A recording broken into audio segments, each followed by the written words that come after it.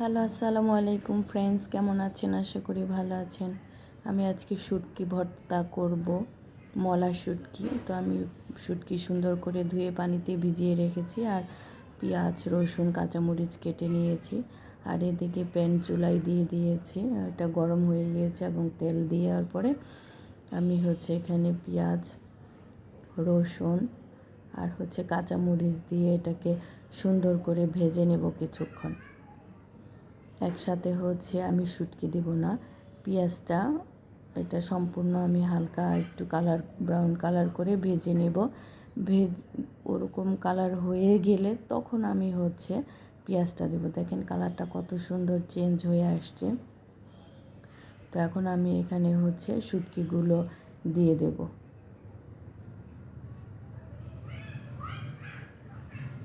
শুটকিগুলো পানিতে ভিজিয়ে রাখলে একটু নরম হয়, কারণ এই শুটকিগুলো একটু শক্ত থাকে।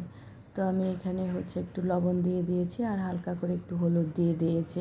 হলুদ দিয়ে এটাকে ভর্তা করলে একটু হলুদ হলুদ থাকবে, না হলে কাঁচামরিচের জন্য সাদা হয়। তো এখানে আপনারা দেখেছেন আমি 4টে শুকনো মরিচ দিয়ে দিলাম, কারণ শুকনো মরিচ দিলে একটু লালচে কালার আসবে এর জন্য। তো কাঁচামরিচ অল্প করে দিয়েছি সেজন্যই, যে শুকনো মরিচ পরে দেব। তো এটাকে আমি সুন্দর করে ভেজে নেব। আমার সুন্দর করে ভাজা মোটামুটি প্রায় শেষের দিকেই। তো আপনারাও চাইলে এভাবে করে খেতে পারেন। তো এটা আমি অল্প তেল দিয়েছিলাম প্রথমে, পরে আর একটু তেল দিয়ে আমি এটাকে একটু ভেজে নিচ্ছি সুন্দরভাবে। দেখেন কত সুন্দর ভাজি হয়ে গিয়েছে। আমি এটা এখন নামিয়ে নিয়েছি। এখান থেকে শুটকি মাছগুলো আলাদা করে নিয়েছি, পেঁয়াজগুলো আলাদা করেছি।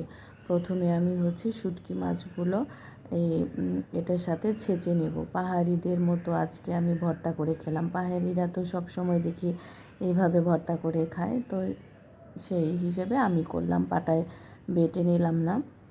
তো আমার শুটকিগুলো সুন্দরভাবে ছেঁচা হয়ে গিয়েছে। এখন এখানে যে বাকি মশলাটুকু ছিল সেগুলো দিয়ে আবার ছেঁচে নেব সুন্দরভাবে।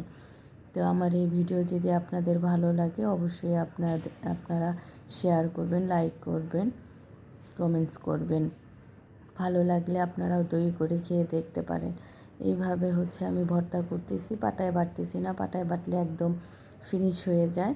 তো এটাকে আদা বাটা বলে, এরকম হবে। তো এটা খেতে খুবই ভালো লাগে, তাই আমি এভাবে তৈরি করে নিলাম। এই যে আমার অলরেডি হয়ে গিয়েছে, দেখেন একদম যে মিহিটাও না, একদম যে আস্ত সেটাও না, সুন্দর একটা আদা বাটা হয়ে আছে।